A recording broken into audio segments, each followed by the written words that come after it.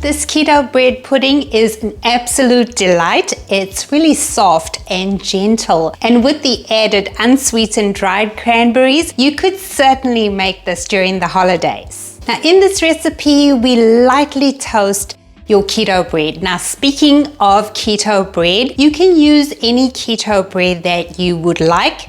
Perhaps you've purchased or made a loaf that you don't quite enjoy. Why not turn it into bread pudding? And if you don't have a keto bread and you would like to make some, I will leave my keto bread playlist in the description box for you. Really simple keto bread pudding recipe. You cut your bread into cubes, you mix the custard together, pour it over your toasted cubes, add cranberries and bake. The nutritional information and your shopping list is listed in the description box, and let's get into the recipe now. Start off by preheating the oven to 350 degrees Fahrenheit or 176 Celsius. You're going to need to grease and line a baking tray or baking sheet, and also grease an 8-inch square or 20 centimeter square oven-safe dish. Of course, with the bread pudding, you need a keto bread. This is my macadamia bread, and I just love using it for all kinds of things. You of course don't need to use this one, you can use a keto bread that you purchase from the store or another keto bread. This recipe would be fabulous if you've purchased or made a bread that you don't really like. Now you need to cut the bread into cubes about 1 inch or 2 centimeters.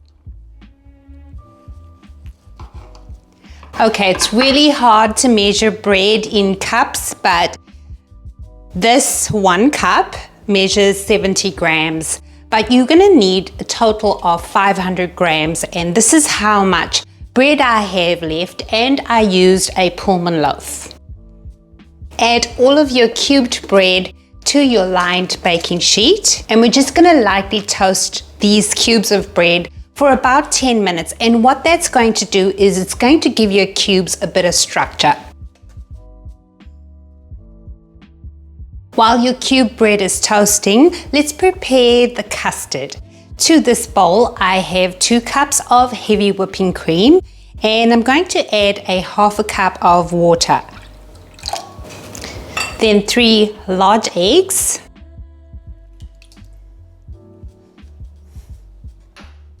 and a tablespoon of vanilla extract, a 1/4 cup of granulated sweetener, and 1 tablespoon of powdered gelatin, or you can use a 1/4 teaspoon of xanthan gum. We sprinkle it.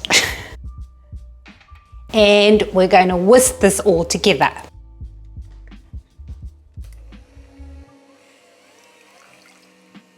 Just until your yolks have broken up and it is fully combined.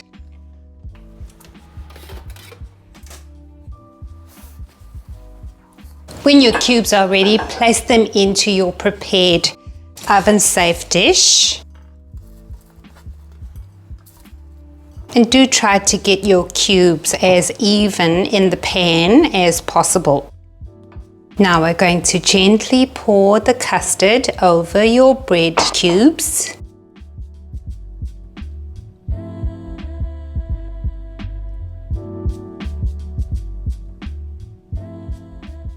And spread 1/3 of a cup of unsweetened dried cranberries all around your pan.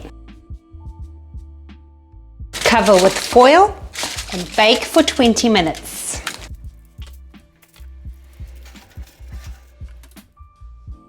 Remove from the oven. Remove the foil. And bake for another 10 minutes.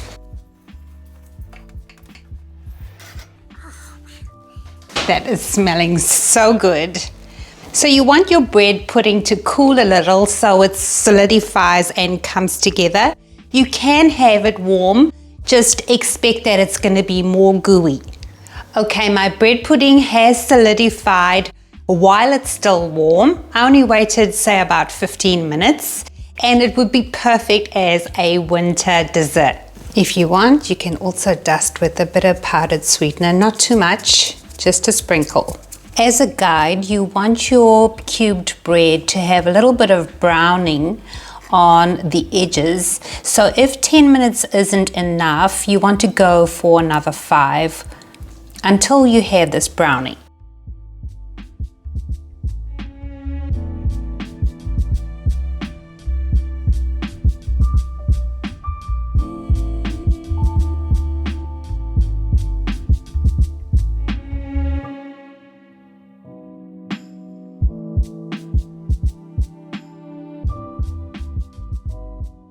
Time for a taste test, grabbing some cubed bread with some ooey gooey custard and those unsweetened dried cranberries. Very soft, gentle dessert. I'm confident that even your non-keto family and friends will enjoy this beautiful bread pudding. If you get to try it, please let me know what you think. Thank you so much for watching. Stay safe and be well.